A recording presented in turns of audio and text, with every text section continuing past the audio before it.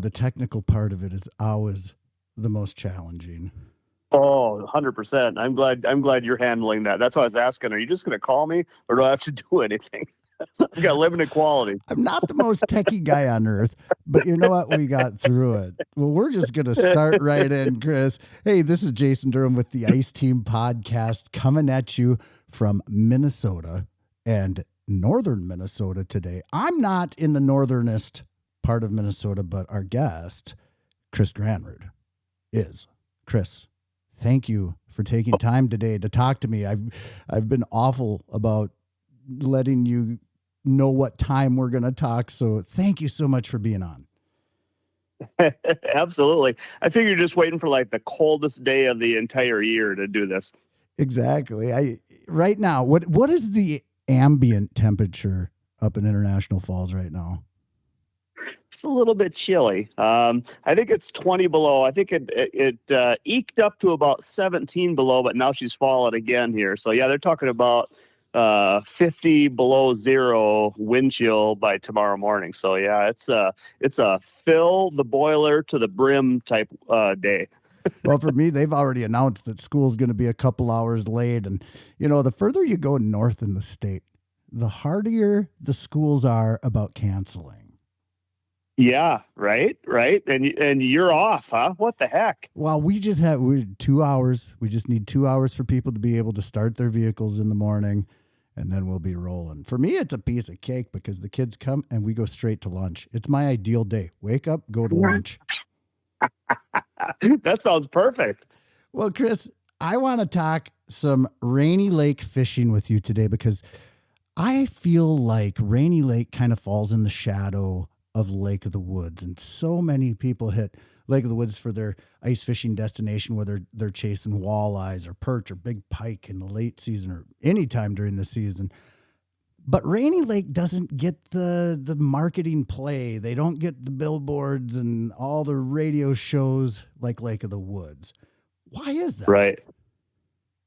Well, I mean, it's a little undermarketed just because we don't have the resort presence. I've thought about that for quite a few years. And, coming from southern Minnesota, I always wanted the exact same thing. I mean, I fell in love with Rainy Lake, but I did a lot of fishing on Lake of the Woods, too. But it was always undermarketed to us down there in southern Minnesota. But I think that's the big thing. It just doesn't have the big resort presence. Obviously, Lake of the Woods, a heck of a fishery, but it's got a lot of marketing play there, a lot of resorts in the business.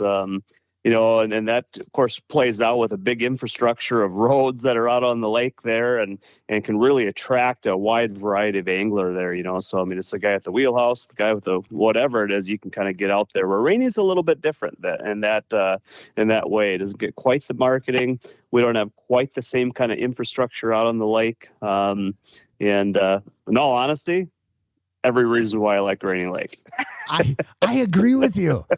I do. I love that you can go up there and you don't have the swell of people. Like, for instance, you go to Upper Red. Okay, when you get into Kelly or anywhere around, that's going to be a lot of people. You're going to know that there's fishing going on and you're going to know why people are there. But up in Rainy, 100%. Different. Yeah, it is. And you and I, Jason, we like it all, right? You know what? I mean, I grew up, spent a lot of time fishing on Red Lake. I used to have a permanent house out there during the big crappie boom. I spent a lot of time on Lake of the Woods and, they're great fisheries and they attract a lot of people for a good reason. I mean, it is a lot of fun being out there with, other people and catching fish. But with that being said, I haven't had anybody within probably a quarter mile of me all year. I mean, literally. I mean, nobody. I mean, so it's and I'm literally promoting, our fishing every single day. And it's just a different animal. It doesn't get quite the pressure. Doesn't mean it's easy. But we've got a real good caliber of fish on the lake. And for me, kind of maybe in this part of my career as well, I really enjoy kind of being out there kind of by myself or with our customers and not having the big swell of traffic and just, being out there on the lake and fishing a piece of structure by myself. I want the listeners to think about what you said for a moment. Chris hasn't had anybody within a quarter mile of him the entire ice season. There's not many people that can say that. I don't care where you ice fish, and unless you're getting up over the border, that's a little bit different. But there's not many places you can go and have that experience. Yeah, I think that's that for me is a real big part of it. Obviously, I like to catch fish, like everybody, and all listeners like to catch fish. But there is some value to fishing some fish all by yourself, or being out there kind of all by yourself. And it kind of most years, Jason, I mean, we're pretty mobile, right? So we're going to be on wide track snowmobiles. We don't have that big infrastructure of roads where we could take our vehicles out there most years. This year is a little bit different now. We've got some of the best ice that I've seen in many, many years. We've got virtually no snow on the lake. So I was actually out there the last few days in some of this real extreme weather with the truck. I mean, you could drive anywhere with the truck. You don't need a road. And that's real rare for us. But I think that sometimes that really kind of keeps some of that traffic down, of course. Once you got to get on a snowmobile, you eliminate a lot of your wheelhouse traffic or what have you. And then you get a little bit more remote. You eliminate some of the fishermen out there. But for anybody that's listening that likes to fish mobile, which I really do, that's a great spot to be. Yeah, you want to go on an exploration, jump on a sled and just drive. How fun is that? How fun is that? And, in all honesty, like there's so much structure on Rainy Lake. We're generally speaking, we're structure fishing, where I think a lot of times, like at least when I used to fish on Lake of the Woods quite a bit, it was more flat fishing, right? And in fact, you hear it a lot of, on the forums or what have you. You're getting them in 27 or you get them in 25, or it's always the depth of throwing out there. I mean, honestly, when you're structure fishing, that isn't as big of a play. It all kind of depends on that piece of structure that you might fish, or that reef or that break line. And anybody listening can probably look at home or has experience in the summer. They see all that structure that's out there, and it doesn't mean it's all good, but you can get set up in a pretty good spot. And more than likely, you might be fishing that piece of structure all by yourself. Or if there's one other person there, they're usually pretty courteous and not sitting right on top of you or what have you. Well, and even you were talking about like the distance that you've had other people encroaching on you this year. I feel like Rainy Lake is different in terms of just the berm that people give you, the area, the space, and people that come from like Red Lake, for instance, they're used to fishing red, and then they end up on Rainy Lake, or a lot of times Lake of the Woods too. It's very different. Red can kind of be the Wild West sometimes, and you get up on Lake of the Woods and Rainy, and people are used to having space. So if you get a little bit closer, they start to feel uncomfortable. Yeah, I think that's a big part of it. Yeah, you're exactly right. I think people come to expect that up here, where they might be able to have an opportunity to fish kind of on their own. And there'll be spots out there that, I fish or I know are good spots. If I see somebody overnight that set up a portable on it, I'm just not going to fish that piece of structure. You're there, that's fine. I'll go find another piece. It might not be worse or better. But it's going to be, any fish that comes out of that structure is just going to be us that's there. And we have that luxury, and not, everybody does, and I'm not talking about having to burn down the lake 25 miles either, Jason. I'm talking stuff that's not necessarily that far down the lake a lot of times. So it's a massive body of water. It is a reservoir. So we do have some current. It doesn't mean you just mindlessly drive out there. You want to have a little understanding of the lake, and obviously you still want to respect the body of water and the ice and everything like that. But for the guy that's interested in, doing some stuff kind of on his own and being out there, a little bit on his own, not in a big swell of traffic, and catching some real good quality fish, boy, it's a great option. Well, and you were talking about fishing structure, and I appreciated what you said about, it's different than the flats. You might not be specifically targeting a depth, you're targeting that structure. And when you do it, you approach it a little bit differently. So if you're coming up on an area that you want to specifically set up on, how are you going to approach it? What are you going to look for on Rainy Lake? Are you looking for humps? Are you looking for points? What's the formula here? Yeah, that's a really good question. I'll tell you what, early in the season like this, Jason, we're going to maybe experience some really cold weather and what have you. And again, this is going to be under, kind of a guide mode here. I mean, I'm not going to make a bunch of moves in 27 below zero with people. It's just horrifying. I mean, it's people are cold and it's a ton of work, and usually you're not catching any more fish. So I'm typically going to try to get ourselves set up on an all day spot. Now that doesn't necessarily mean that I can't make a little bit of an adjustment, say for example, early in the morning or late in the evening to get, maybe on top or a little shallower water. But generally speaking, I'm trying to sit on what I would call like a highway.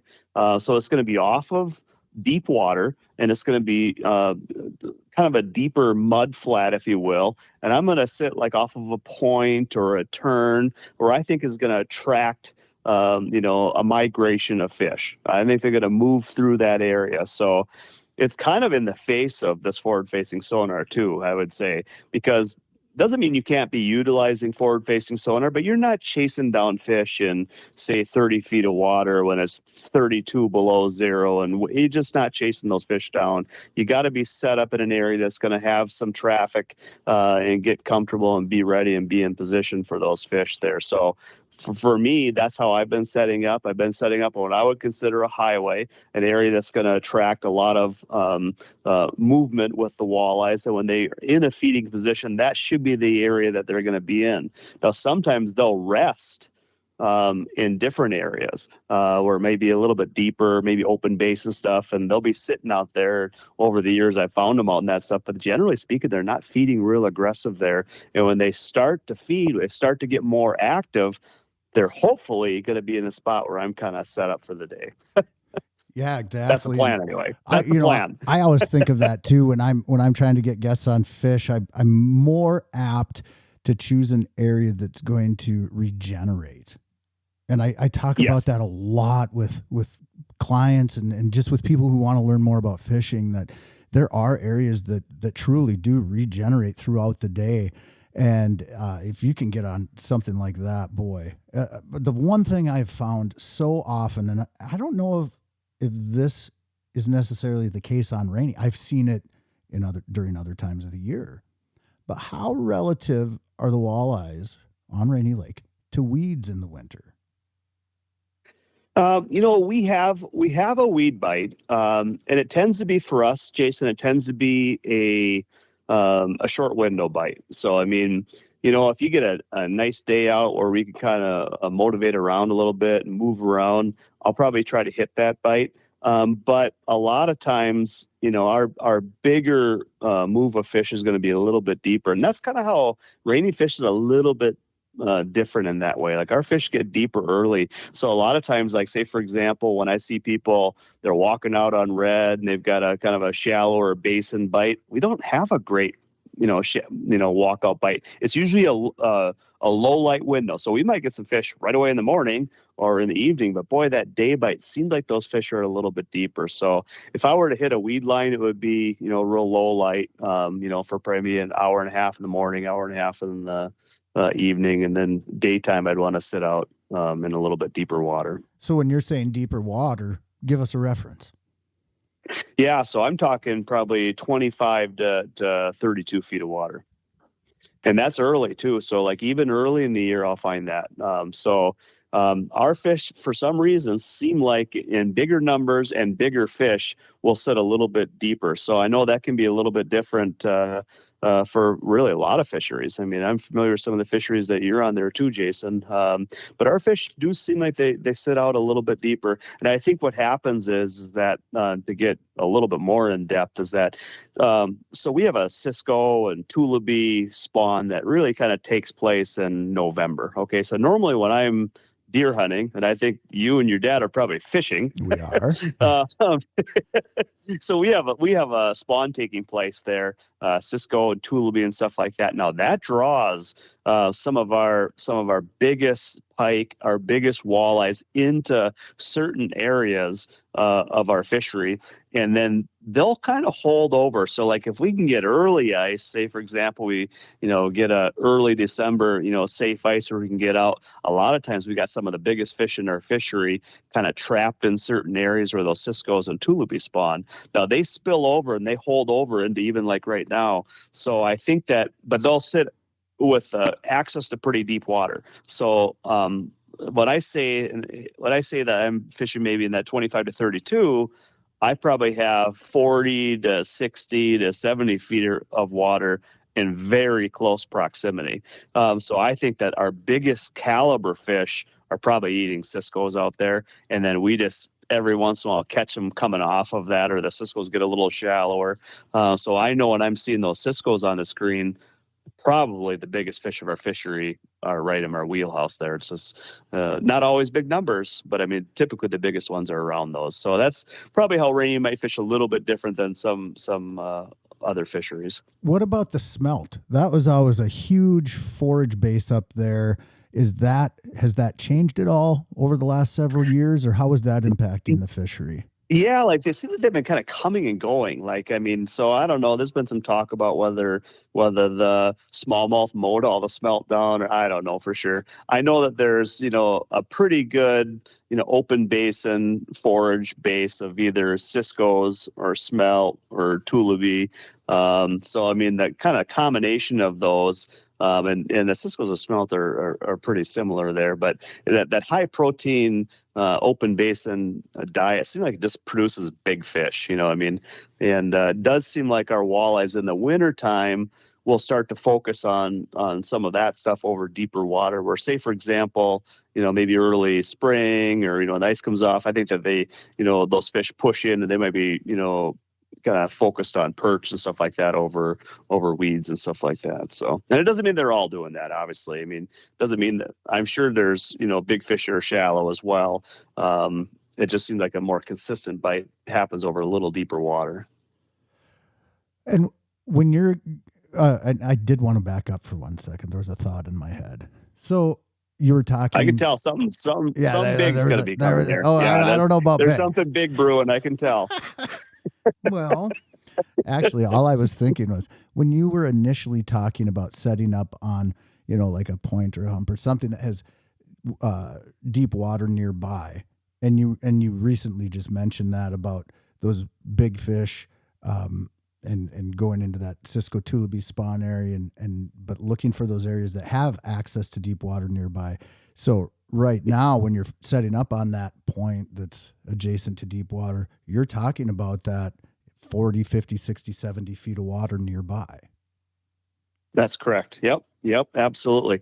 So, and that's why when I say like I'm on a highway, well, it's an area that, I kind of feel like sometimes those walleyes will kind of drive those ciscos into an area. I'm not real exactly familiar with what exactly like those ciscos or open basin forage are actually doing, but it does seem like in low light they'll be on top of that mud, and mud maybe being top of 28 feet or 30 feet of water. And then I think what happens is they kind of migrate over that real deep water during the day sometimes, but they tend to kind of move into the structure where we're set up, kind of in feeding time. So when they come in, I mean, you want to watch the whole water column. So, I mean, a lot of, walleye fishermen, quotes unquotes, they're so used to fishing right on the bottom. Yeah. In fact, we have a lot of our customers and I'll come in and you probably can, realize this too. When you're looking over somebody's shoulder and you're looking at their flasher, you're like, where are you on the, you're right on the bottom. Right. Yeah. And I'm like, they're like 4 inches from the bottom. Like, get your bait up off the bottom a little bit. If that far. And I don't know if that's a Lake of the Woods thing, Jason, where those fish are just always feeding on the bottom. But for us, I always tell people, I want your bait 3 or 4 feet off the bottom.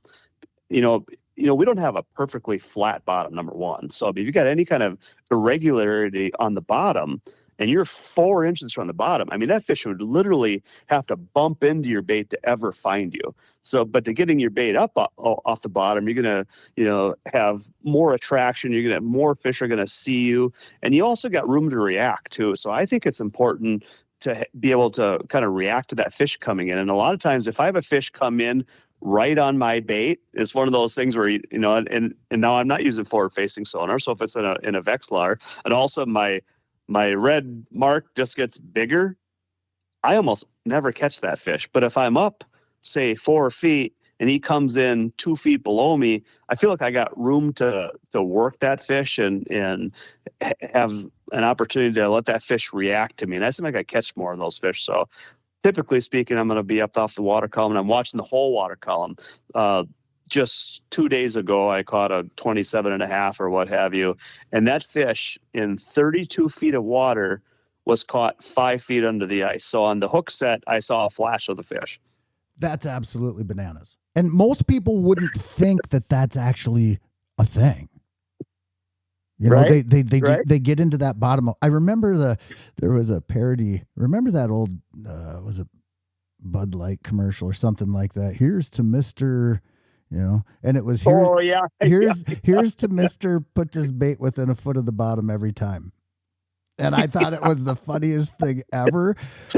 And don't get me wrong, if you do that, please don't take offense, because there are a lot of good fish down at the bottom. Don't get me wrong. But here's 100%. The other thing that you mentioned was just room to move and work that fish, not only in the water column down below with your bait, but above water with your body. You have to think about how you're physically positioned so you can, really cross that fish's eyes when you set the hook, especially in that deep water. So when you're fishing up off of the bottom, you already have your arm in a good position where you can drop it down or you can raise it, and you've got some room to work there. But if you're already fishing down by the bottom and you get that fish to start chasing, all of a sudden you have to start taking in some line, and then it messes up your cadence of jigging and everything. So many anglers blow fish and miss walleyes, miss that opportunity because of the way their body's positioned, not because of where their bait is positioned.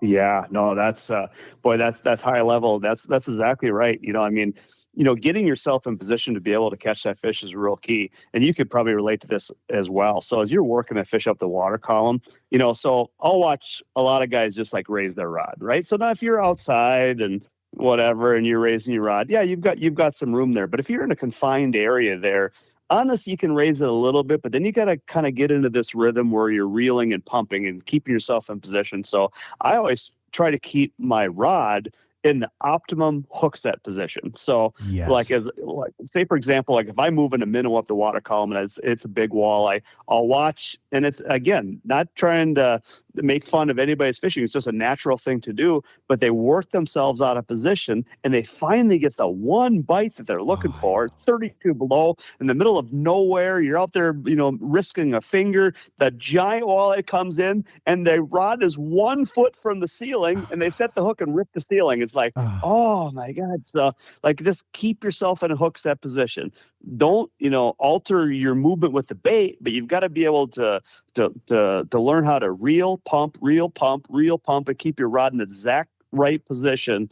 So if you do get that one bite, you maybe catch that fish. In our area, that comes into play so critically because our bite windows are so short, and we just simply don't have the population of walleyes compared to, Rainy Lake or Lake of the Woods or Red Lake or Devils. So you don't get those opportunities to practice as much. You don't get those shots at fish. So you gotta, every opportunity is so critical. And man, when I see people that blow that bite, and not that I don't have that happen personally. I mean, there's times where I do too, and I just kick myself. Why did I let myself do that? Well, and the difference is, Jason, is that we know because we did it, right? I mean, I know that because I've did it. I mean, so I'm not talking down to anybody. No. I've did it more than anybody, and I'm trying to help people do a little bit better. And I'll tell you, here's something else that I found, and you could maybe relate to this as well. Now, if I have my bait down towards the bottom and a big walleye comes in at 5 feet, I hardly ever catch that fish if I have to bring myself through that mark. If I have to reel through that fish and get on top of them, it's something they don't like. Now, if it's a really aggressive fish, every once in a while I'll catch them. But generally speaking, if I ever have to move my mark, reel up through where the fish is at, I just don't catch many of those fish. Versus if that fish comes below me, and I think it's more of a natural thing for them. I mean, again, they don't think we're a bait, right? They think we're a minnow. We're a live minnow, and they are used to chasing that minnow down. So I think a lot of times timing is real key. So another, what I would consider a little bit of a mistake people make is they want to make it pretty easy, right? So here comes the fish. He's coming to me, and they just let him come into that bait. And then after he's looked at it for like 30 seconds and not bit it, then all of a sudden they bring the cat and mouse game, and I think it's already too late. So for me personally, I think that the timing, the first time you see the fish, is the most critical part of maybe catching that fish. So if I ever see a fish coming, I'm immediately trying to move him up the water column. And that fish that I told you that I caught that was 5 feet below the ice, he started at 5 feet, 5 feet off the bottom. And I reeled him almost like a lake trout all the way to the top. And I'm a pretty firm believer that a fish of that caliber probably doesn't bite me if I try to work him 5 feet off the bottom. He's just too smart. But when he's working up that water column and it's getting away from him, I don't think he gets a real good look at my bait, and he just wants to pin that thing down. He just wants to catch it. But I think if you try to make it too easy, he doesn't bite at all. I had to bite my tongue through that whole spiel that you just gave, because I agree so passionately with it. Talking about moving the bait through the mark, my gosh. I don't think people understand how much they can improve their ice fishing just by being able to efficiently and accurately drop their bait. Yes.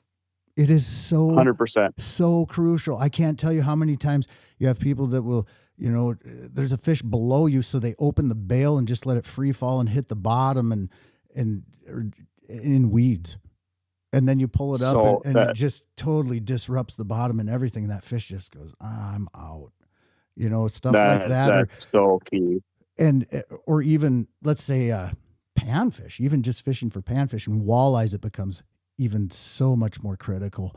But where somebody will have a fish come in when they're fishing high, and the fish will come in a few feet lower, and instead of just dropping their hand and dropping the rod tip and really coaxing that fish to move up towards it, they drop the bait past it and then back up above it again. Don't do that. Yeah. Don't do that. Yeah, it's amazing how many times that fish is never going to bite. And we've all did it by accident. Like maybe we've got a rod like setting still, and a fish comes in, and you're on the phone, and you grab your rod, and it actually bumps down and it goes into the mark. That fish, 100 out of 100 doesn't bite.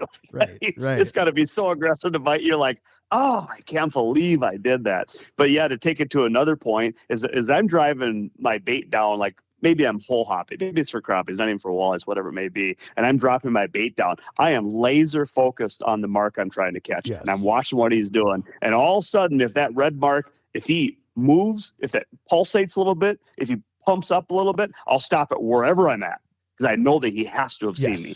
And they're used to chasing stuff down. So that doesn't mean I get a foot from him. I might try 7 feet higher than him. If he responds to it, that's good enough. He can see me. But I think oftentimes, and especially when it comes to elite caliber fish, maybe they've been caught before, maybe they've been seeing something before. It's an elite caliber fish. You better be a little bit sharper. So, a lot of times I think people think, this guy's just lucky. He's got the lucky hole. He's always got the right fish. I'm telling you, it's probably not the spot. It's probably not necessarily the bait. It's all timing. It's how you work that bait. And if people focus on those finer details like that, they're 100% going to catch more fish, bigger fish. That is the high level stuff. There is just a timing thing. It's being, real fine attention to detail. If you work a fish up the water column, you work him up to 7 feet off the bottom, he doesn't bite, and he fades down to the bottom. The next time he comes up, I'm going 10 feet, 12 feet, 15 feet, whatever it is. I know I couldn't get him to bite at 7. So I'm going to give him something different. He definitely knows where I'm at. He can definitely catch me if he wants to, but I'm going to make it tougher for him. And sometimes you'll trick that bigger fish. But once you try to make it easy for him, he's just not going to bite. It's over. So you were talking about minute details, and I'm a detail guy. I actually learned in this last year, and I'm almost 50 years old. I learned in this last year that I'm a perfectionist. Now, if Yeah. you if you looked at my life, if you went through my truck or my garage or my boat or my fish house, you would go, I don't think that's accurate because I don't appear very organized in certain realms, okay? Yeah. Yeah. But I am always looking at things to be perfect, and I feel better when things align, whether that's geometrically or whatever. In fishing, it's nice when things go as planned. And I like to catch big fish and I like to catch lots of fish. So I pay a lot of attention to tiny details, one being my knot. I pay so much attention to my Yes. knot, whether it's the position on the hook or just cutting that tag end off. I have some friends that don't cut their tag end of their fishing Yeah. line. And they say, well, we still catch Yeah. fish. One is a guide. And he says, well, I still catch fish Yeah. doing it. You know, if they could see the line, they wouldn't bite my jig anyway. And I agree with that to some degree. Yeah. But Yeah. on the other hand, if it makes a Yeah. little difference, I'm probably going to take care of it. What are It's some of it's what are so some of the true. other tiny things? What are some of the little things that you pay attention to that you think probably contribute to you catching more fish that are details that other anglers should probably be aware of as well? Yeah, there are a lot. And I see it every day. And you as a guide, you see it too. Things that you might take kind of for granted that you just do it a certain way. Like if you don't pay attention, also you'll find like, oh yeah, I don't think I'll do that. Or so, for example, and a good customer of mine the other day was changing out some tackle, what have you. He decided that to make it easier, you put a snap swivel on with his jig. Now we have a decent walleye bite. But I'm telling you, you can't have any extra terminal tackle down there. You want to make this as easy as you possibly can. So I'm tying everything direct. I'm not going to have a swivel and a snap. And I think that 100% you're not going to catch as many fish, and then you have the opportunity for something else to fail. So I'm tying everything direct. Another thing I'll see every once in a while is just the way you hook your minnow. I mean, just maybe you have. I'll use that clam tungsten TG long shank jig. Now that's a long shank jig. Okay, so it's not a short shank jig that I'll put in the mouth off the top of the head. But if you take a long shank jig like that jig that I'm utilizing, and you hook that one in the mouth now at the top of the head, well, you got a lot of shank hanging out there. You've got a lot of jig hanging out there. Like that is not my goal, is to have that fish focused on all of my tackle. I want that to be more of a delivery system, right? So I like that jig in particular because I can get that shank farther back on a small shiner. And with that tungsten, I can fish a smaller profile jig head with the same equivalent drop rate to a larger jig in lead. So that's why I like to utilize that. But the other day I saw somebody that had that minnow hooked, through the head, and it had a lot of shank showing, a lot of jig showing. And to me, it's a huge difference. I mean, and when it comes to a fish in the wintertime that might be a little bit more finicky in the summer, those details are pretty important.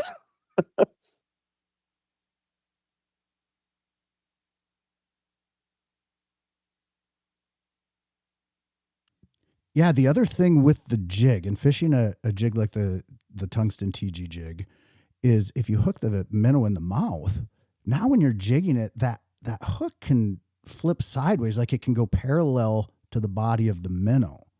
And then you just Yes. lose out on the whole profile of it and everything. So yeah, paying attention That's to that's what's kind of nice about doing stuff like this, Jason, is that the details really matter. Okay, so like I think of like a typical Facebook post I put out.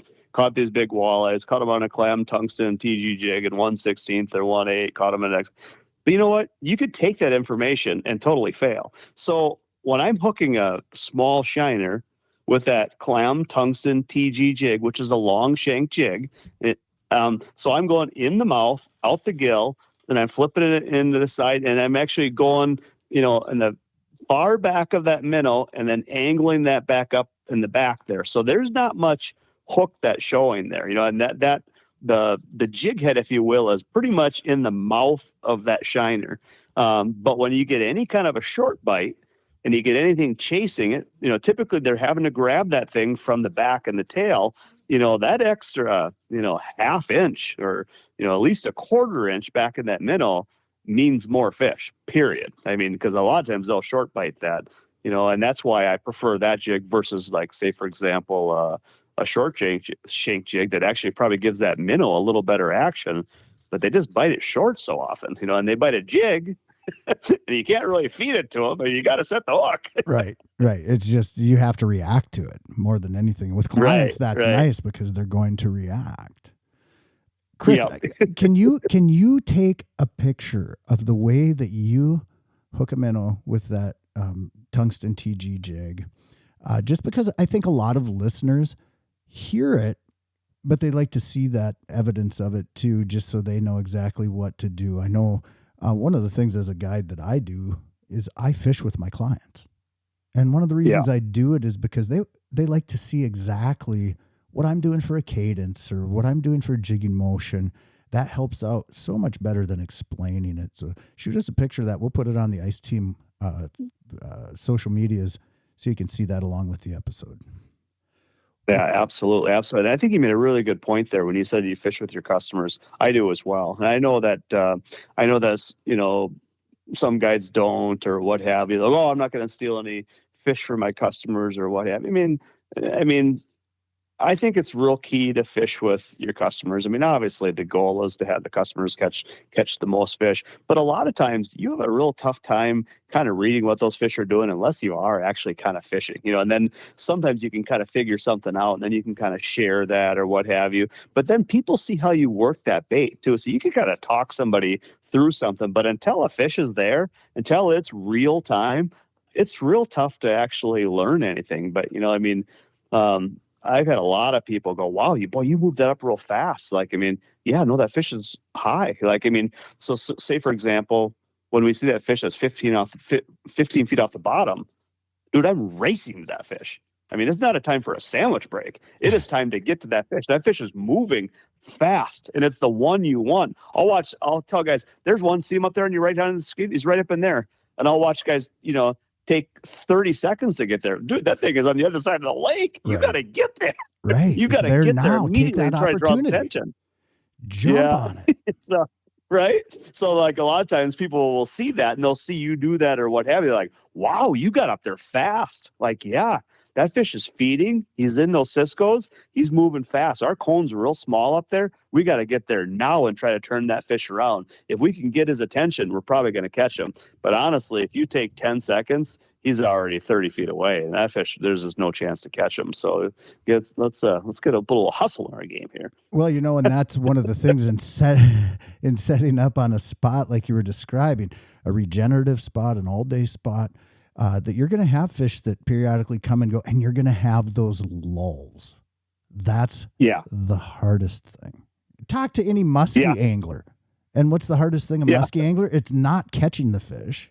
It's staying in tune with what's going on when you're not catching fish. Yeah, no, that is, and I think that, it is a guide. That's, of course, a little bit of a tough time too. In the winter time, in the summer, you're moving around and motivating, trying to always stay on locating fish or what have you. When you're setting camp up and on a good spot, you're going to have times that are just frankly not moving. But I don't know if you've seen this, Jason, but what I've seen is that those times are often the times that we get some of our biggest fish. Yeah. And a lot of times they're big pike. But it'll be like nothing. You guys see anything? No, nobody's seeing anything. Everybody's ready to pack camp up. Everybody's on their phone. Somebody's cooking hot dogs. And all of a sudden that giant mark comes in. So and I don't know if it's just a high sun thing. I'm not 100% sure why it is. If he's coming in to rest. But I will say that midday when we don't see a lot of fish, it seems like we get a crack at some of our biggest ones right there kind of midday. But anyways, it's just I'm always ready. Always ready. It's just like deer hunting. People go in off the stand at noon because that's when everybody heads in for lunch. And then the guy that stays out or the gal that stays out shoots the biggest buck of deer camp. Right. Yeah. But you had said before too about just kind of staying focused and, having a lot of attention to detail. And, and I think and we get to do it a lot, right? We get to fish a lot and we live in areas that we get, have good fisheries and we get lots of opportunity. but not a lot of people don't. I mean, when I lived in southern Minnesota, I didn't have that. So I mean, when I got to go up north, I would just fish for like 48 hours straight. There'd be no sleeping. I mean, usually wouldn't even be able to take a drink of pop. I mean, it was 100% laser focused on trying to catch fish, but there was no taking a noon time off. Right. We're on all the time because there's daylight out. Gotta catch fish. Sometimes as a guide, you kind of have to quell that in your clients, because you get people that are so jacked to go. When I go anywhere, I'm the same way. Like if we were sitting out and going, okay, there might be a walleye out in this basin, but it's 40 below. We'd all go, all right, let's drill. Let's just start drilling until we catch it. When you're on vacation, you have that trip plan. That's the mindset that you're in. And so sometimes as a guide, when you have people that are in that mindset, you kind of have to let experience take hold too and go, hey, we can go and do that, but I know what the result's going to be here. And we're better off sitting in the fish house and telling stories until something big comes in than going and sweating and, really exhausting ourselves. That's a really good point. Yeah, Jason, that's a really good point, because I think, in this day and age of chasing fish down and using forward-facing sonar and drilling, holes right on top of fish, and people are a little bit in that mindset that they're just going to literally chase that fish down and catch them. In some cases, that's correct. Like, so a basin crappie bite, okay? In some cases, that is correct. You got the right weather conditions, you can fish outside, you can motivate, you can mobilize, you can stay on a school of fish. In some cases, it's incorrect. And I would say when it's, January in northern Minnesota, and it takes a long time to drill a hole, and it's really cold, and your line is freezing up, and you got to dump down in 30 feet of water. Honestly, you might burn a little energy, but you're probably not going to catch more fish. That guy that's sitting on the highway, that's in the correct position, that can feel his fingers and having fun and relaxing, you're probably going to catch more fish too. You're way better off concentrating your effort towards that area that you're in and breaking that down to find the spot on the spot or something that's adjacent, that's just a little bit different, than making these bigger moves and, trying to chase a trophy fish that doesn't want to bite. 100% true. And, the other thing that it doesn't get talked about a lot is that, I just found for a long time that when I minimize my movement and noise out there, it seems like I catch more fish. So I learned that, that's Axel the dog right there. He's standing guard at the door here. But it seems like when I have a bigger group and maybe we're moving around a lot, a lot of times I might not have the same kind of action out there. But if I have a smaller group, we're staying a little bit quieter. It seems like, we have better action. So, there is something to that, but just kind of almost like hunting some of those big fish. I think a lot of times you can blow fish out of the area. And once you push them out once, they're just like, I don't know, something's going on up there. It's like a football party or something. And so if you get a guy that's a little bit active, he's got to be on the move. He's got to drill a bunch of holes. All of a sudden it's like, he's working real hard, but nobody's catching fish. And it's really contrary to what people think, and it's kind of a mentality, that kind of plays against you sometimes. And that's the key word, sometimes, because then there's not other, all the time. Right. And nothing with fishing is ever all or nothing. In fact, I've said for years on guide trips, if you say always or never when it relates to fishing, you are going to be proven wrong. You just are. We're talking about animals, so right? An animal behavior that's unpredictable. It's predictable to some degree. If you look at, Jason, like the last couple of days weather we've had, in all honesty, I'm like, in the back of my mind, we've got customers up here, this is their trip. I understand that. This is what they've been waiting for all year. And I feel like we're up against it with the weather. Harsh cold front coming through, and in the back of my mind, I'm thinking, yeah, it's going to be bad, right? What am I going to do to make sure they still have fun, even though the fish aren't going to be? Guess what they were? Fish are active. Fish are super active. Some of the better bites I've seen all season. So that's what's fun about it, right? No matter how much of a science project you want to make out of this, sometimes those fish just don't play by the rules. I'm surprised they were biting that much, but they were biting. I've always said, you don't know unless you go. Well, Chris, there's one thing that I'm really wanting to break open in your mind and share with everybody who's listening. And that is, walk us through your setup. If you're going out walleye fishing on Rainy Lake right now, we're talking January, third week of January. What are you going to, what are all of your guide rods tied up with right now? And what does your guide setup look like? What is the rod? What is the reel? What is the line? I want the full breakdown. Perfect. Yeah, absolutely. So I'm a pretty strong believer in a medium powered rod. And I know that's a little bit different than a lot of people, spending so many years at shows and watching people come, field fishing rods. I believe a medium powered rod allows us to catch more fish. So I've got a medium power black rain, JT black rain. Now on that, I'm going to have a 10-pound mainline braid. And then I'm going to have a 12-pound fluorocarbon leader. And I'm just going to have probably about a 30-inch fluorocarbon leader to that. And then what I'm going to do is I'm going to have a couple different things. I'm going to have the tungsten TG jig. Frankly, it's kind of a summer jig. I'm going to have that tied up on one. And then lately I've been having that blade jig on that. So that's a clam blade jig. I've got it in the white and silver or the pink and gold. On a rod, for a jig stick, and I'm also going to use that on my snare rod as well as my set rod. So that's pretty much how I start out. I wait to see kind of the reaction of the fish. If they're not reacting to that, I'll probably throw somebody into a pinhead minnow, and then use a minnow head. But I'll actually use a minnow head less than I'll use a full small shiner. And shiner, I don't know if I mentioned that or not. It does seem like it makes a real big difference. Small shiners seem like it's a real big key. A lot of guys will go, oh boy, look at this big golden shiner. That's going to be catch the big one. I don't think so. Go small shiner. So even if you can get like some emerald shiners, but the smaller shiner seems like it's better for us. So that's going to be my kind of go-to setup there. Do you ever use salties? Sometimes I have, and I think that they're pretty big on Lake of the Woods there. But I will say that I use dead shiners. So yeah. I mean, shiners, I always have a tough time. This straight guide mode, I have a tough time keeping them alive sometimes. So if I have a dead shiner on a jig, it doesn't seem to make any difference. I'm providing all the movement. No, I wouldn't put that on my dead stick, but I definitely would on a jig stick. And it still looks like a shiner. I'm still using it. Yeah, exactly. They're expensive, Jason. I agree. Shiners are expensive. I agree. Hey, when you were talking about that clam TG jig, what weight was that? Yeah, so I'm using either a 16th or an 8th, and that's something that's real key too. There's not a lot of jigs, if you found that, like if you get into like an 8th ounce size or a 16th, usually they don't have much hook integrity. So maybe the jig weight might be right. You'll get your fall rate that you might want.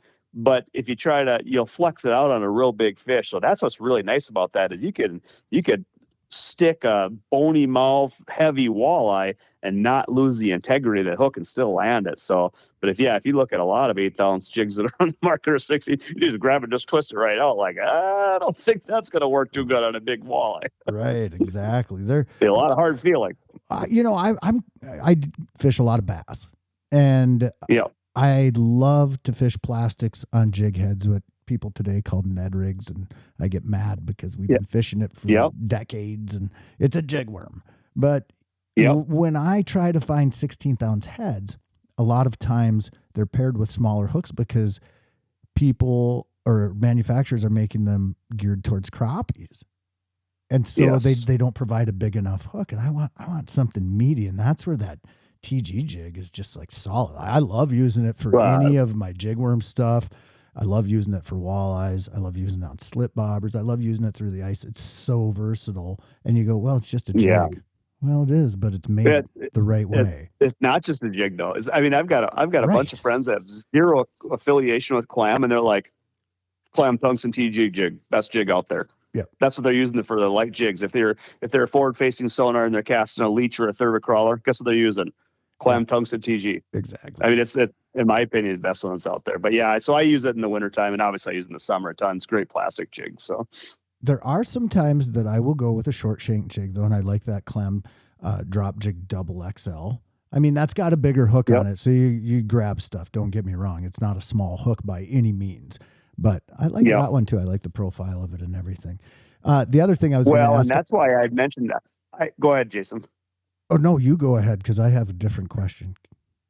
Okay, well, and that's why I mentioned I use that blade jig. So no, that if anybody hasn't used the blade jig, that's going to be obviously real short. That one I'm just going to take it in the mouth off the top of the head. But if you let that kind of free fall, it wants to kind of glide down the water. It looks super awesome. So you can kind of jig it and let it slide down, and it just kind of twists around the water column. And I found a lot of times that'll bring fish into the air, and it gives that a little different presentation. Now, that the tungsten TG doesn't do that. That to me, like the best action of that, moving up the water column. I can't jig it and make it look that great, but the blade jig is something that I'll utilize if we get into a tough bite or tight bite or midday where boy the bite seems tough. I'll go to that jig, and of course that's obviously a real short shake. So the blade jig. And by the way, we were going down the same road on that question because I was going to ask about the blade jig. What size of that are you using? Is that similar in weight? 16, well, smaller. I think that, yeah, I think it's going to be it'd be probably a 6. I think they've got them numbered there. I think it'd probably be like a 16th ounce size. It's pretty small. It would be less than an 8th. So it must be like a 16th. But again, there's enough hook integrity there. I haven't really flexed any amount. That's always what I'm concerned about when you downsize them. And I'll see a lot of times people went so small. It's like, I'll just grab the hook and like, I don't know, man, it's got no barb and it's got no hook integrity. You get a big fish, that'll give you perfectly straight right away. You still have to have that hook integrity there. But well, and I appreciated what you were talking about, the way that you hook it with the blade jig, because there's the blade spoon too. Okay. But the blade jig is just single hook attached to the body of the bait. So it's a jig. Yes. But I think a lot of people, when they fish it, they get into that mode of like crappie fishing. Hey, I'm going to hook the minnow through the back and position the minnow horizontal to the bottom with a vertical presentation versus hooking it through the mouth. So I like that. That's a really good point, actually. I didn't even think about that. So so I'll hook it in the back if I'm using it in like a dead stick snare. If I got that on my snare rod, I'll hook it in the back. But if I'm jigging with it, it's in the mouth. I mean, in the mouth, out the top of the head. And again, as that fish is chasing it, it's realistic if they're chasing the tail of that minnow. If they're chasing something that's just kind of going up the water column, that's just not that's not how minnow swims. I mean, again, it's a detail. But if it's the elite caliber fish, I mean, I think you want the minnow swimming how it's supposed to swim, looking like it's supposed to look. That's a huge detail. It's a huge one. And I think you could just really simplify it into, if you're going to jig, hook the minnow in the mouth. Yeah. I mean, think about it. If you're going to jig, hook the minnow in the mouth or in the head. You're not going to hook it in the back and jig it up the water column like a wacky worm. Right. That minnow's not swimming backwards. It doesn't mean that, again, it's not the end all rule. I mean, I'll have, something hooked to the back and I'll move it lock and they'll hit it sometimes. But, generally speaking, I mean, our goal is to try to look like an escaping minnow. And that's what we're trying to do. I always try to simulate that. And, so whatever it is, whatever piece of tackle I have, I almost always just kind of drop it in the hole and jig it around a couple times, like, that don't look right. Or, if it's a plastic, twist it around or hook it different, thread it on different, whatever it may be, like, okay. So if I vibrate it, that moves that tail or that wing. Oh, that looks pretty good. Or if I drop it free fall, what does it do? Oh, it just kind of just looks horrible or slides. Oh, okay. But I know kind of how that bait seems to work. So then if I got a fish in the screen, I can hopefully bring my A game and work that bait how it's supposed to be worked. But I would say most of the time, people buy a piece of tackle and they just drop it out on the bottom and go into mechanical jigging motion. They have zero idea what that's looking like. And there's like, I tried, it doesn't work. Well, maybe you're potentially not working it right. Potentially. It's a guide voice there, Jason. Maybe it's not being worked right. Chris, I feel like I'm in the congregation in a Southern church right now because I have my hands up in the air and I'm going like, yeah, preach on, Brother Chris, because you are hitting so many of these like really important things to consider. Man. Oh gosh. I mean, anybody that fishes walleyes through the ice, these are gems that Chris has given us here. So I appreciate that. I went down to Disney in November and I went fishing there. I fished at Disney World. Okay. I know, what a bizarre thing. I was actually Unbelievable. This does not actually surprise me, Jason. yeah, I was fishing with Elite Series Pro John Cox. So get that. Anyway, how I ended up there, don't ask. But it was wild, and the simplicity that they used for their setups. So we just fished out of a pontoon, and we had spinning gear with either 10-pound braid or 12-pound fluoro on it. No, it might have been. No, it was mono. You wouldn't cast fluoro. Yep. Anyway, we had a 2/0 circle hook, and we'd put on a live shiner minnow, hook it through the mouth, and you'd cast it out. No weight, no bobber, nothing.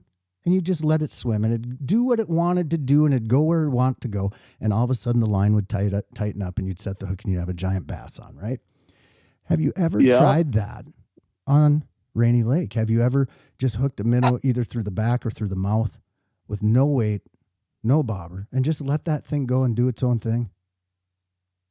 No, I haven't, but I could definitely see how it would work. I mean, if I keep myself from that little minnow swimming into the rocks or something. But yeah, no, I could see how it definitely work. And isn't that fun though, Jason, when you go and you see something different or like a different technique? Or, I mean, honestly, we've had a great opportunity to do a lot of fishing in our lives, to spend a lot of time on the water or on the ice or what have you. But some of the biggest fun of the whole sport is trying to find something different and learn something different. And by no means do we know it all. We had some experience, but something like that, would it work? Probably.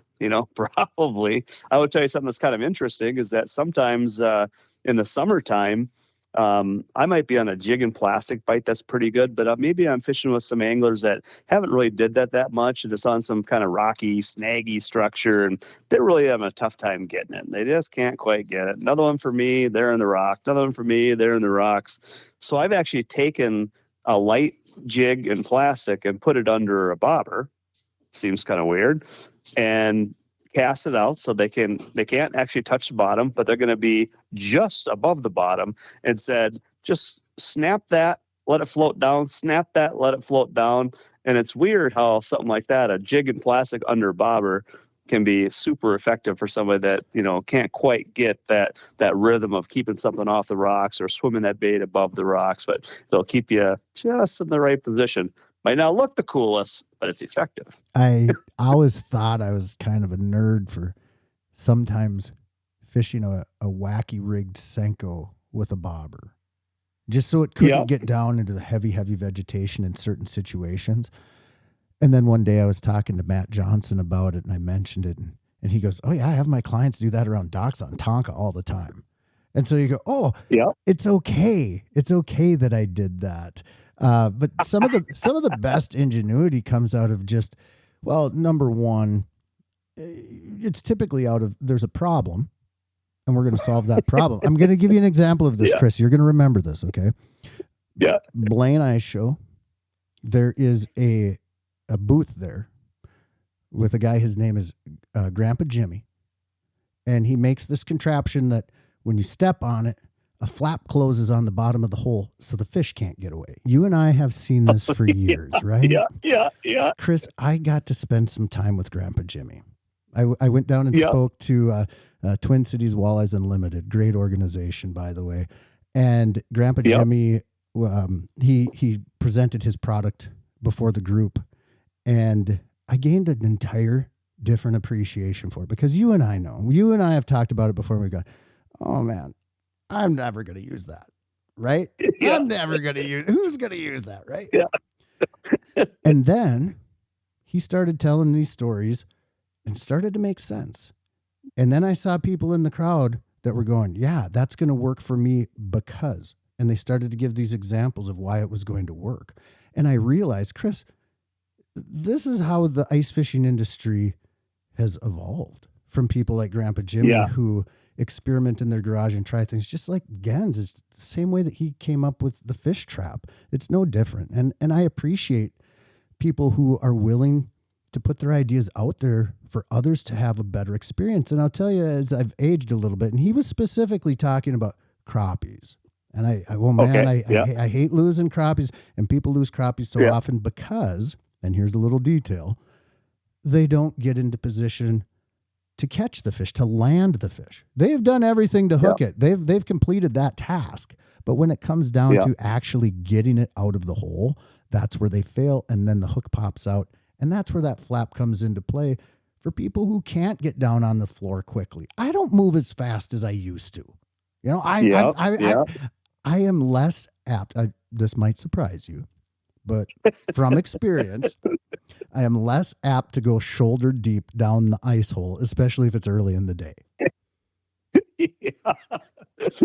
No, don't want to be team wet sleeves early in the morning on 32 below zero. There's only one thing worse, and that's team wet boot. My enthusiasm. You know, it brings up a good point, and I know everybody can relate to this, right? Because everybody that's did any ice fishing has probably had this happen. But one of the things we deal with a lot of times is just manipulating yourself around the transducer cord, right? Oh gosh. And yes. I mean, out of all the fishing I've did, I should know better than this. But I mean, like typically, if I'm fishing, I don't have anybody pulling my transducer, right? I mean, you focus on your deal. I'll just take care of me. Don't worry. I'm taking care of you, taking care of your transducer. But if I hook a fish, I'll just take care of myself.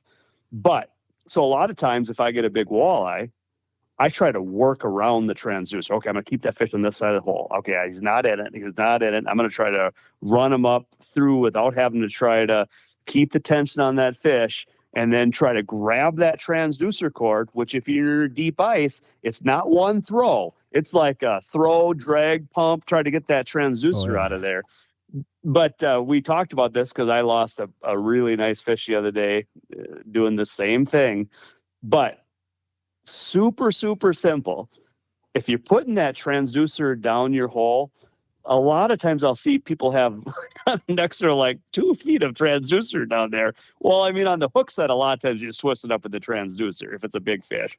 But if you take that transducer and just have it just below the ice and then work on one side of the hole, you're going to have a way better chance of not getting hooked up in that transducer. And unfortunately, the time you are, it's almost always the big one. He's the one that runs sideways on you. And trying to untangle a transducer, I mean, that's ice fisherman stress right there with old eyes. I don't know if it's left. Oh, it's not. It's that the other way. Oh, God, he's off. Oh, gosh. Don't worry. He'll come again, I'm sure. And that's a really good example of why you mount lights right down on the floor by the holes. So you can see. Yeah. And again, sometimes it takes a lifetime to realize things, right? And right. And maybe when I was younger, it was just easier to see. But I was thinking about it last night. Every night, I go downstairs in the middle of the night and I drink a Coke Zero. I know I'm admitting that to the world. And then I go right back to bed. This is the ADHD in me that craves caffeine and dopamine When rush. do you do the peanut butter? That's usually it's sometimes in conjunction. But anyway. Those are those are probably like a Friday night, probably. Right. And again, I'm 48 years old. And every night I kind of, stumble down these stairs and whatever and go back up the stairs dimly lit, and I'm counting how many steps it is and everything. And it hit me last night. Why don't I just put lights on the stairs? Right. And the same thing happens with ice fishing, is that we get so conditioned with what we do. We sometimes fail to think outside of the box and think outside of our own comfort zone and go, oh, hey, people do that. People put lights by the hole for a specific purpose. That's one of them. Exactly. No, that's right. I want to give one more tip here too while we're thinking about this. When you're fighting a fish, and I bet you probably have the same conversation with your customers, Jason, but when somebody's fighting a good fish, mainly I'm trying to settle them down. I'm like, all right, it's going to be all right. Just take your time. Everybody's got different words to try. I always say, get your money's worth out of this one, Bob. It's going to be easy. Get your money's worth out of it. But a lot of times what happens is you got to remember in an 8-inch hole, he's not coming straight up the 8-inch hole. So he's probably off to the side. He might be off to the side 2 feet, 3 feet, 5 feet, whatever it may be. But if you're humming that baby in and he's off the edge of the ice and he's not hooked perfect, you're going to bounce him off at the ice almost every time. Yeah. So, I mean, I mean, you just got to be so careful when it comes to a big fish. But if it's a big crappie or what have you, I mean, how many times do you see people bump them off at the ice there where it's like, keep steady pressure, but be super easy when he gets around that hole there. If he hits reverse or what have you, just be easy. But if he's off to the side of the hole and you bring him in too quick, a lot of times they just get bumped off and it's an old dream wrecker right at the hole. How many lake trout have I seen lost where you feel like you should have been able to see it because it was right there? And then it's just heartbreak.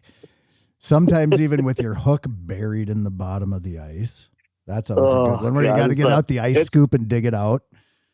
Yeah, he's gone. No, he's gone. I mean, it's the worst feeling, but no, I think he's still there. No, he's gone. I can see your jig. No, I still got him on. No, he's on the ice there. He's definitely gone. Oh, God. I can laugh at that because this is such a regular thing. It is such a regular thing to see somebody do that. And it's devastating. It is devastating to watch somebody who still truly believes they have that monster fish on, and you have to break it to them.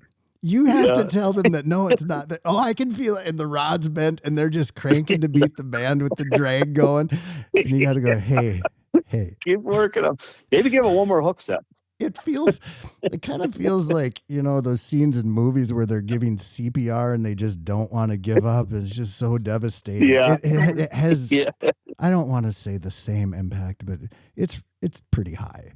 It's a high impact situation. Yeah. Well, for an ice fisherman, it's real similar. That's the moment of truth there. And then especially when you think about all we do to get ourselves in position to maybe get a good fish or a good bite, and at that point, that not only have you got yourself in a position, and risked your fingers in cold weather and set up and been on the right piece of structure, saw the fish, got the bite, reeling them in.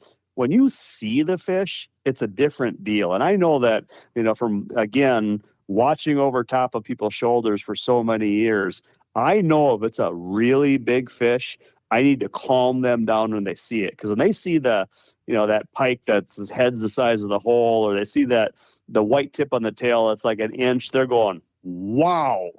And they start to get like this brute strength and like they're going to Yogi Bear this thing up the hole. But at that point, you need to remain calm. There's a certain point when you're fighting a fish where it comes up to a point where it's kind of, well, it's not for me anymore because I've done it enough times. But there's this point of no return where it's kind of like a fight or flight response. Would you agree that like the person can just absolutely panic and do things that you never thought were within the thought process? Like I've seen somebody before that has gotten a really big fish up and the drag set properly. Like they have fought it the entire time and the drag has worked perfectly. And then they get it up into the hole and it starts to make a run and they try to open the bail.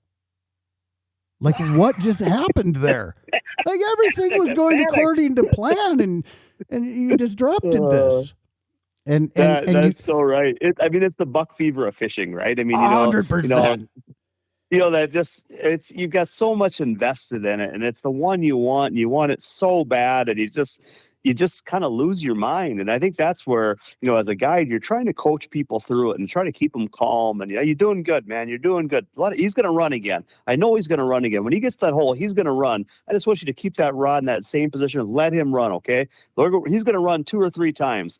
And we're not going to do anything weird here. We're going to let him run. We're going to watch it. You got to stay calm.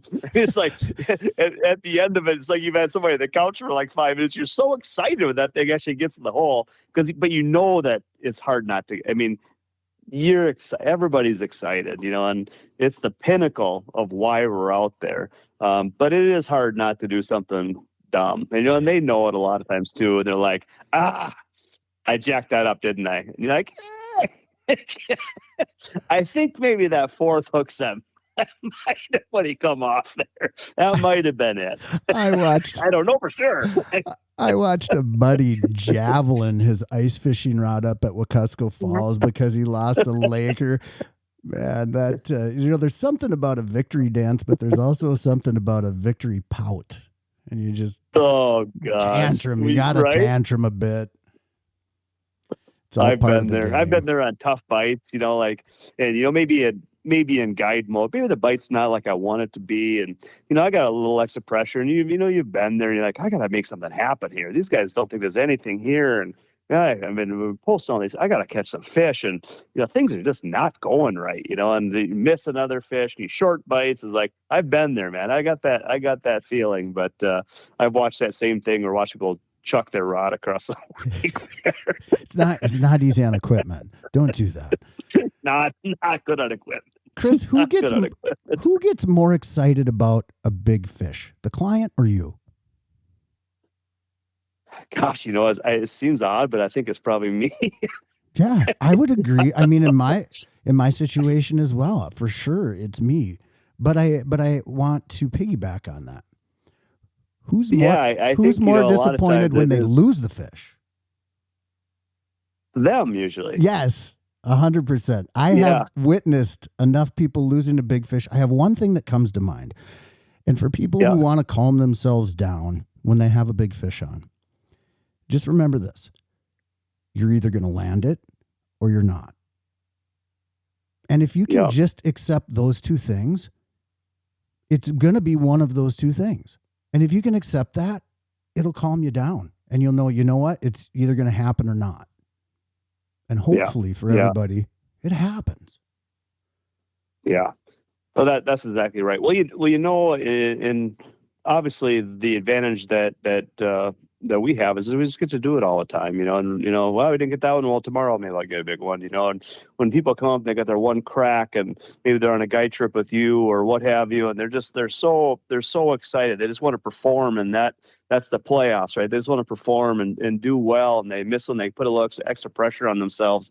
But you always play better loose, right? I mean, like if you're playing with the lead or you're just playing loose, once you kind of tighten up or you get nervous or you get a little anxiety, then you start doing weird stuff, and you just don't, operate, in a way that, will be most successful. So yeah, I mean, if you can just play free, and that's why I try to calm people down if they get that big fish, because I know that they're nervous. I mean, I know they want to catch this fish. Trust me, I want them to catch it so bad. I mean, like it's just, but you got to play free. You got to play loose, and you can't do anything weird and try to horse them in, or you got to just play loose, play with the lead. It's like when you're up 5-0 in hockey, everything's going in, but if you haven't scored at all, nothing's going in. Yeah. No, that's absolutely right. And sometimes you have to give yourself a pep talk, kind of like a coach with fishing, and if that's if you need that. I mean, I will say this in terms of fish biting or not. There's sometimes where we give all these tips of here's what you do when you have a tough bite, and you can list them off, right? You try this A, B, C, but there are still sometimes that A, B, and C don't work. That it's just simply the fish are not eating today. But if you can find that appreciation in all of it. In fact, I have told people more and more that I'll guide you, but really what we're doing is going fishing. Because I'm gonna continue to coach and teach and do all of those things. But my goal is not limit to fish. My goal is we're going to have an experience for the day that you're not going to forget. And I'll tell you this, Chris, like those clients that you have out that are fishing in this ultra cold, they've already won, even if they didn't catch a fish, just simply by going in these conditions is going to be memorable enough. I mean, how many people go, hey, remember that time we went fishing at 50 below? Yeah. I think of my clients from Missouri who come up to fish who are wild about it. After the first time they did it, they bought ice armor suits and boots and hats and gloves and everything, and they only wear them up here, but they come up for 5 days twice during the winter just to ice fish, and they go back home and tell their friends, we ice fished at 50 below, and their friends go, you're insane, and that's awesome. Yeah. Well, and I think that Jason, you and I we've been guiding a long time. We've seen a lot of stuff. We've taken a lot of trips. We've had good trips, bad trips, indifferent, whatever it may be. But I think that one of the reasons people like to fish with you, Jason, is that you really like fishing. You appreciate fishing, and you're wise enough to realize that they're not always going to bite. We're on a great fishery up here, Jason. They don't always bite. Yeah. I mean, that's plain and simple. You have they're not biting. I kind of laugh it off. I think maybe as younger in my career, 20 years ago, where I was cutting my teeth in the industry and we needed to absolutely pound the fish. There was more pressure. I'm pretty realistic right now. I'm going to put you where I put my best friend. I'm going to teach you everything that I possibly know. And you know what? We still might not get them, but we're going to still have fun trying. Absolutely. Boy, you put that so eloquently. Speaking of guiding, I mean, how many years have you done this now? So this is my 19th year full time. Wow. Craziness. Next year we get to celebrate. We get to have a little 20-year celebration. Year 20. That's awesome. There was a point that I wasn't sure I was going to make it through one. So. Yeah. It's funny. I see a lot of like new guides, I mean, I think I kind of look at that as even staff members, pro staff members and stuff. That gets a lot of attention. New guys in the industry, and it's tough. I mean, that's tough being a new guy. I mean, I think a lot of times you feel like you got something to prove, to the industry, to your customers, whatever it may be. I mean, and I think as you get older, I don't know, it just gets a little bit easier. I guess customer wise, it's like a lot. I mean, honestly, most of my customers I fished with for a long time. So they probably had some good trips. They probably had some bad trips, but you know what? We're having fun, and I think that they know you, Jason, they know me. They're having fun out there. They know they're going to probably learn something. Hopefully they're going to catch some big fish. But at the end of the day, they're like, that was fun. That is what fishing's about, right? That's the whole point. Exactly. What's a memorable guide story that you have from out on the ice up on Rainy Lake? I know you've got to have some doozies. And I always love guide stories. I love sharing some of the experiences that we've gotten to have over the years. There's just so many different stories, but here's an interesting one that wasn't actually even like a great ending story. It wasn't about a great big fish. And a lot of times people don't understand what's all involved in guiding. They just think you're on a great fishery and you go out and whack a big fish and take a cool looking picture and show the jig you're using and go to sleep and do it again. But like a lot of times, like it's all the work that's involved that people don't necessarily understand. And, it's a tough travel year. I have a gals group that wants to come up. It doesn't sound like they're real hardcore fishermen. They thought it'd be neat to come do a ice fishing trip, but they don't fish a lot. So I'm like, yeah, no, we can do this. And, thinking to myself, it might be a little better like if you're in a vehicle and going to wheelhouses, but we're going to be on snowmobiles and fish portable houses. Well, of course, now we've got horrifying weather, right? I mean, it's one of those tough travel years in the lake. We've got 3 feet of snow. We've got 1.5 feet of slush underneath it. I'm spending my nights trying to pack trails with my snowmobiles that they'll freeze down in the slush. So the next morning I can go on that packed trail and hopefully find a spot to fish. Otherwise, it's literally something you can't travel. And so I get this group of ladies that comes up. I've been working myself to the bone, trying to get an access point where I can get out there without getting their snowmobile stuck. And the gals show up and they're not fishermen. I mean, they've got like fur boots on and like just jeans. They don't have like snow pants or anything, and I mean, it is horrifying. It's like blizzard conditions out there. I'm like, all right, let's go. How many are in shoes? It's because I've had that where people show up in shoes. Oh yeah, this is similar. This is a similar deal. So this is not a great story, but it's a memorable story.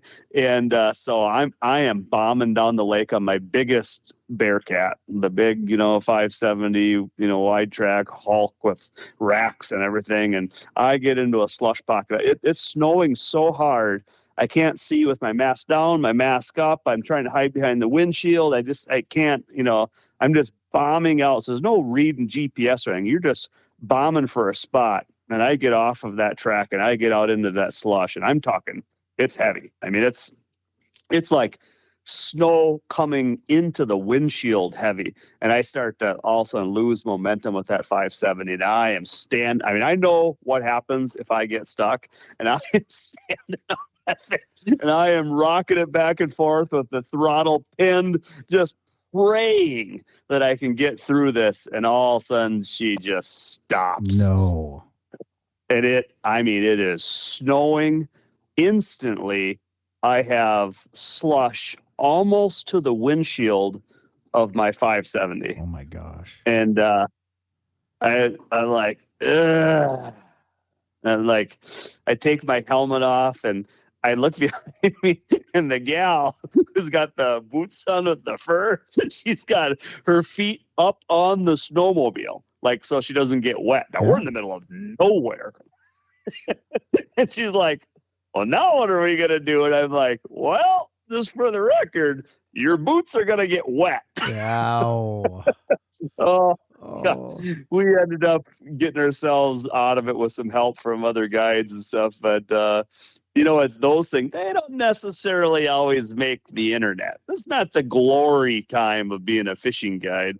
That's, but it's all part of the reality sometimes of things that you face, and you learn maybe not to be so aggressive in those situations next time. I know sometimes we'll, post something like, especially gear in these cold conditions, gear breaks sometimes. Last weekend, I broke a brand new tip up because I ran it over. That doesn't equate to the cold at all.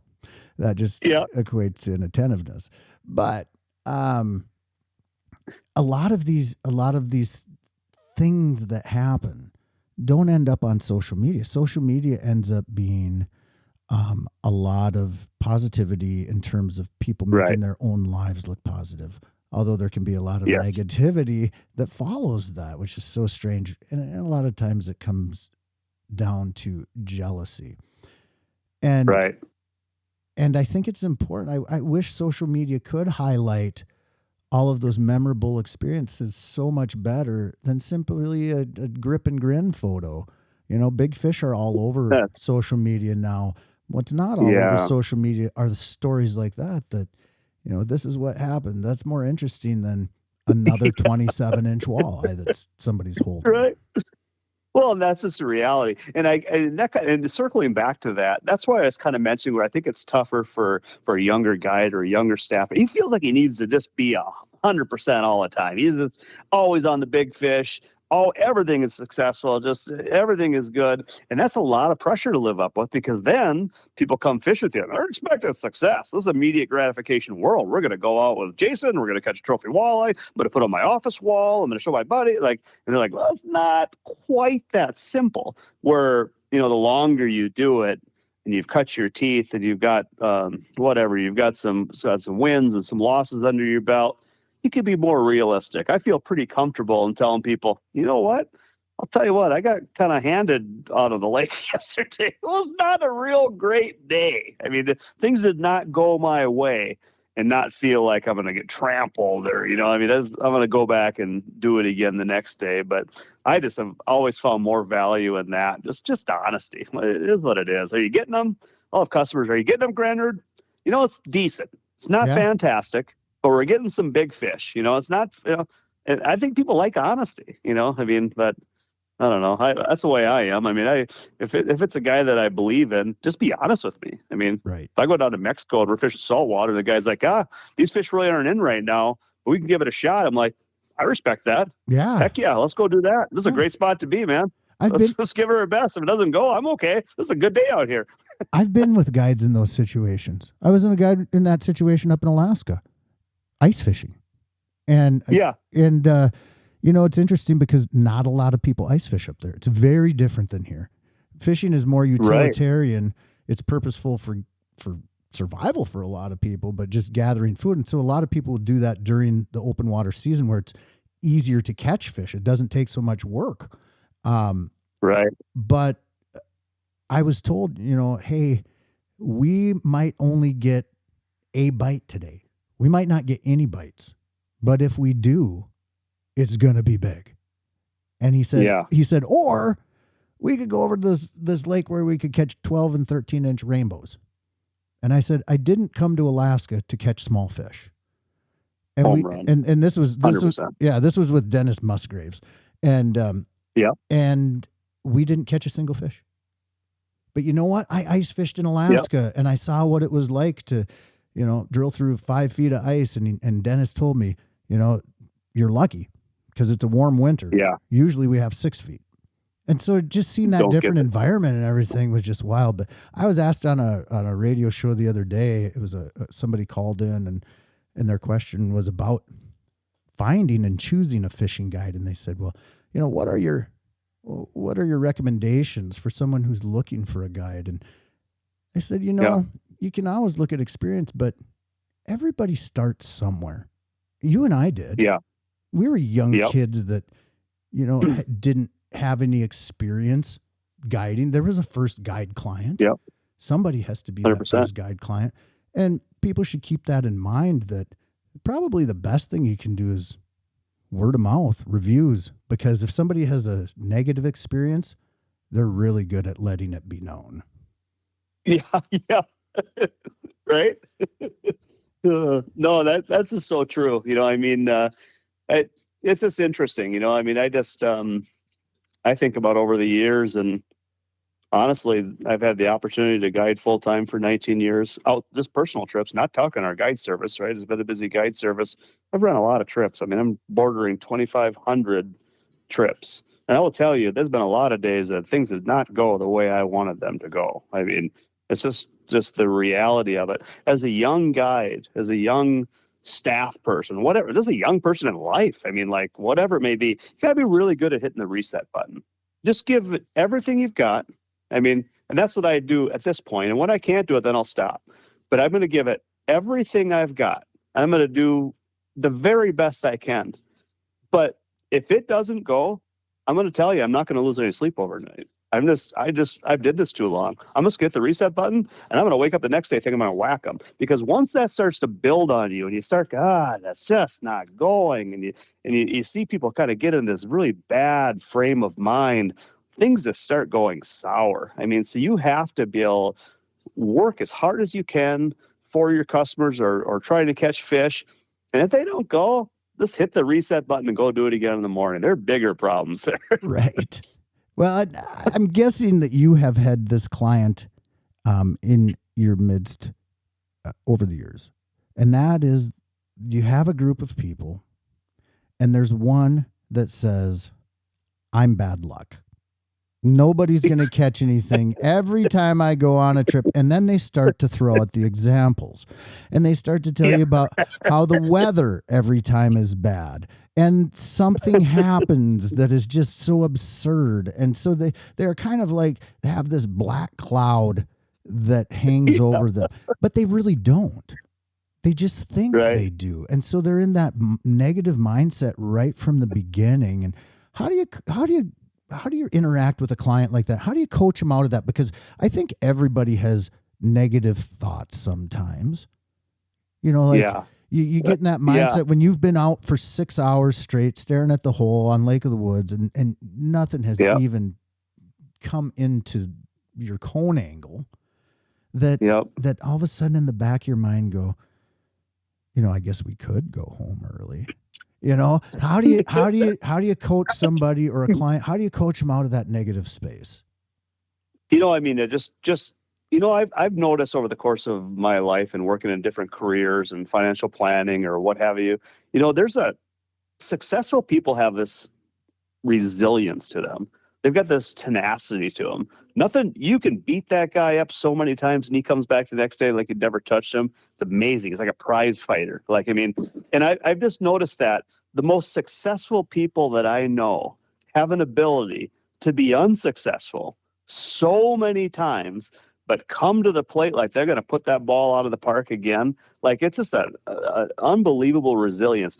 Nothing really shakes them up. And I've seen it with guides, guides on our team over the years, whatever it may be. They get in maybe the bite's in a bad situation. You got a cold front, you got a bug catch, you got maybe some customers that aren't real adept at the technique you need to utilize, and they get kind of down. They're like, oh gosh, they're already beat before they ever get to the plate. And I just, for me, it's just like, I always think that I'm going to win. I mean, I could honestly lose 10 times in a row. And I'm coming to the plate like the 11th time, like I'm pointing to the left field seats. Like that's confidence. He's been getting handed to him 10 times in a row. And now he thinks he's going to call his shot for a home run here.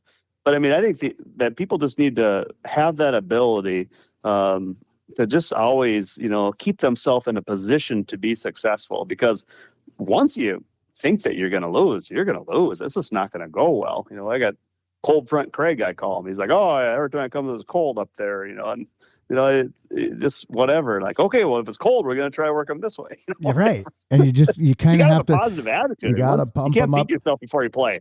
And you got to tell them, we are in northern Minnesota and we are ice fishing. So, Craig, it is going to be cold. Now let's go catch some fish. It's going to be cold.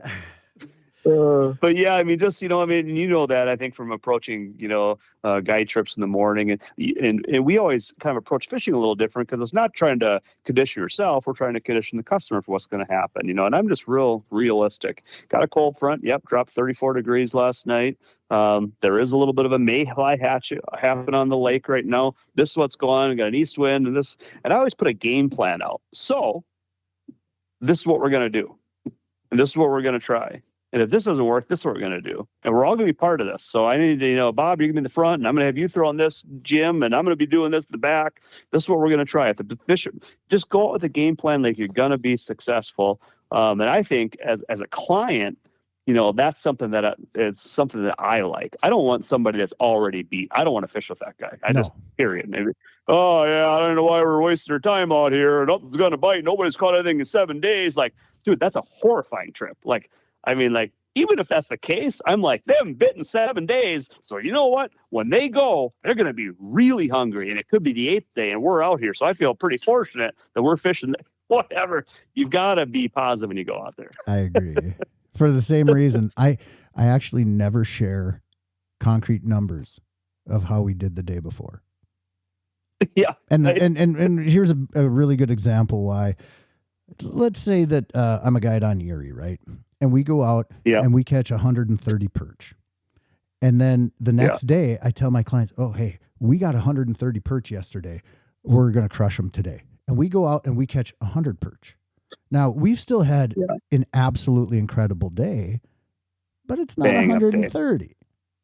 And so then you're setting that expectation of something that might not be achievable. You don't know that. So, conversely, don't set yourself up for failure either. Keep your expectations in check.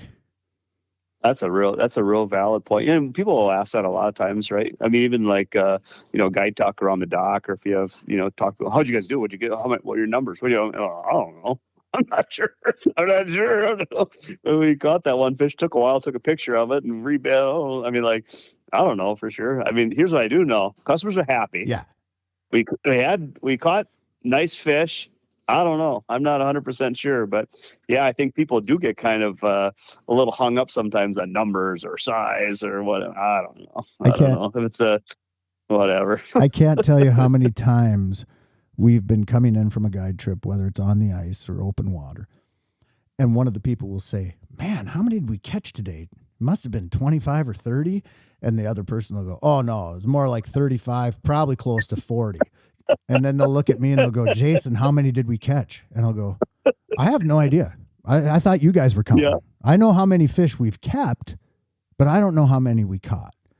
Did you guys have a good time? Jason, yeah, this was amazing. Yeah. And you go, that's all that matters, because numbers are arbitrary. If you stop at the bait shop afterwards, you can tell them you caught whatever you want, and they can't prove that right or wrong. So what does that matter?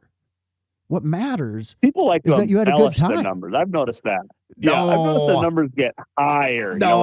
Honestly, right? I mean, let's say if it's walleye fishing, in all honesty, if you catch 30 walleyes and they got any caliber to them at all, honestly, it's pretty steady action through the day, right? We're running. Yeah. I think you run our trips a little bit shorter than us, but we're running, basically maybe 6 hours of fishing time, maybe 5.5 hours of fishing time when you figure transport in and out, what have you. But but it's a fair amount of action. And I've seen a lot of times where I know like, oh, we had like 32 walleyes or, roughly. And we'll get back to the dock and be like, were you at the Granrud? How'd you guys do? Oh yeah, we whacked them. Really? How many did you get? I don't know, must have had like 60. And I'm like, think to myself, that is 100% wrong.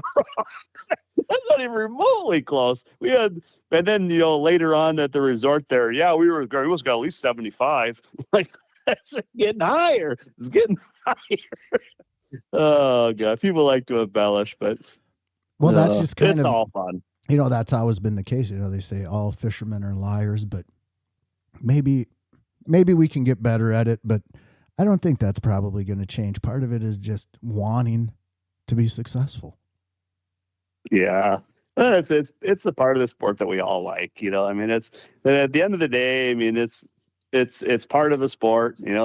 Back when I was a kid, my grandpa was taking me out, and frankly, we were keeping anything that bit, and they're all going in the fish basket, from a rock bass to a bullhead to a small pike to a bigger walleye, whatever. They're all good eaters. I mean, it's it's the sport of fishing. It's such a great tradition, and it's continuing to develop and change, but at the root of it is still just fun, right? And it's still just fun. I mean, at the end of the day, I mean, I don't care if you're using forward-facing sonar or if you got $130,000 boat or you're fishing from your dock. I mean, like, are you having fun? I mean, like, that is what it's all about. And if you're not having fun doing it, you should do something else for sure. Life is short. You should have fun. Well, Chris, I really appreciate your insight today and spending this time with us. You've really given us some valuable information. I appreciate it so much, buddy. And hey, if somebody does want to have the experience to come up on Rainy Lake and see what it's all about and go out with your crew with RainyDaze Guide Service, how can people reach out and get in touch with you? Yeah, thank you. Thank you for having me on, Jason. I sure appreciate it. Boy, I've sure enjoyed working with you over the years, and I appreciate you having me on here. But yeah, this is our website, RainyDazeOutdoors.com. You can send us an email through that, or shoot me a phone call, or you can even contact me through Messenger and Facebook or what have you. Love to fish with you, and we might not catch 70. And as a reading teacher, I'm going to chastise Chris because daze isn't spelled correctly. It's D-A-Z-E. Yeah. D-A-Z-E. That's right. That's right. Well, I'm a pretty unique character. So, that's kind of like that's my nickname for you is D-A-Z-E. Oh, yeah. Yeah. I'm going to get that nice. printed That's on a jersey for you. Yeah, no, I think that I really stand out that way. You're welcome. Wear my fancy shoes. Well, for the Ice Team podcast, this is Jason Durham telling you to be safe, be smart, and be a hero. Take somebody ice fishing.